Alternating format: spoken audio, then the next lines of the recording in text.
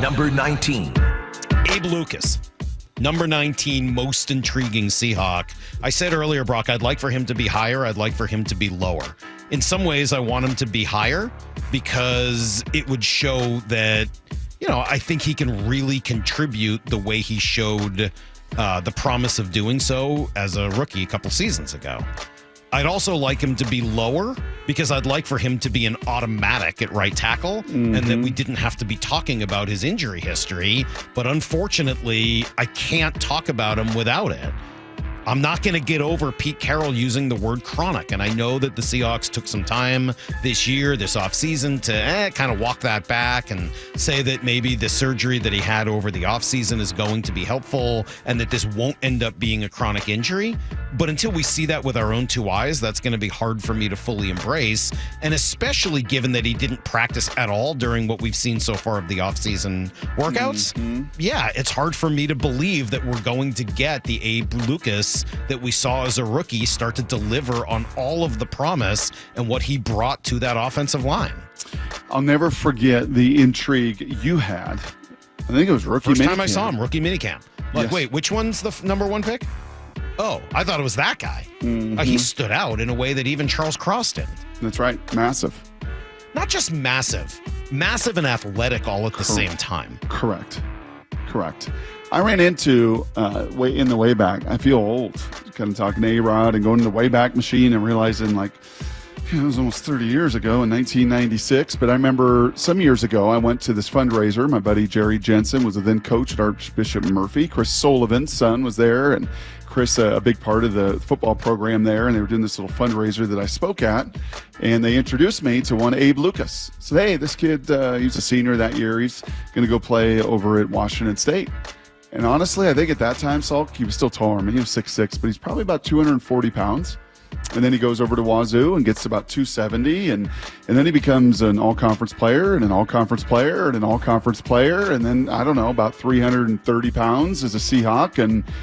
And yeah, that knee started barking and was a real irritant and a real stumbling block in his second year. I find it telling, looking at a lot of his videos, that he's back down to about 310. And I think some of this is just what can my body physically sustain, right? As you project many of these guys, and you look at, and they study the size of their ankle joints and their knee joints and all of this. Like, can this guy handle another 30 pounds, another 50 pounds? Or is the body just going to wear down and break down? And I don't think it's a surprise coming off of just the stumbling block and the injury and all that aches and pains. Let's shed 15, 20 pounds. Yeah. Let's get back to doing what you said, being an athlete and moving. And I've said it once, I've said it 100 times. It doesn't mean that every guy's got to be a facsimile of what Huff and Grubb had at Washington. But my goodness gracious, go through this roster, and there's a bunch of facsimiles. Is there a Roma Dunze? Yeah. DK Metcalf. Is there a Jalen McMillan? Yeah. Tyler Lockett. Is there a Jalen Polk? Yeah, there's a Jackson Smith and Jigba and some others. Is there a Roger Rosengarten? Yeah, Abe Lucas. Right, Faltanu? Yeah. Left tackle Charles Cross, athletes. It is pretty remarkable at some of those pieces that they inherited and came into. And having these guys up front, you saw it with the wedding picture of Olu, right? And even out on the field, nope, we're going to move. We're going to play fast. We're going to play the tempo. You did it in the air raid at Wazoo. No problem for you.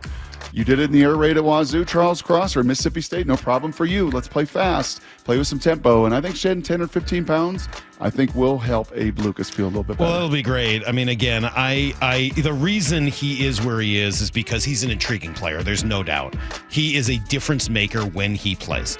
He is the best right tackle we've seen here since certainly Breno Giacomini. And probably he's better than Breno. I mean, he's certainly got a higher upside than what Breno could bring to the table. So he's the best right tackle since, it's been a while, right? Andy Heck.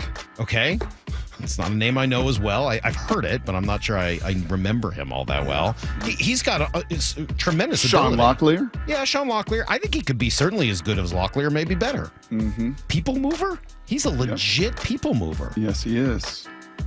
But if he can't stay on the field, and if it's going to be a chronic injury, then it really doesn't matter how good he is, which is why George Fant was brought in here in the offseason to protect against that. So very intriguing player, and I think somebody that all Seahawks fans really, really like and are rooting for really hard.